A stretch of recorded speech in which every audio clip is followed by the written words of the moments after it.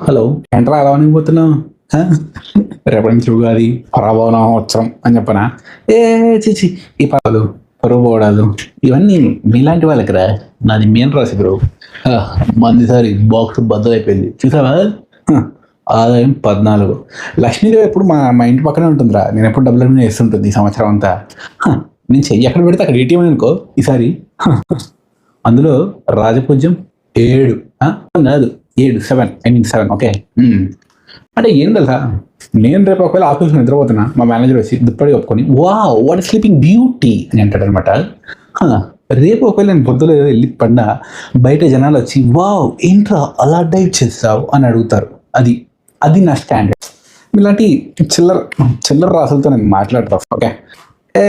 ఏంట్రా నేను చెప్ అయ్యో రే, ఈసారి పరాభవం అన్నది మీకురా, నాకు కాదు.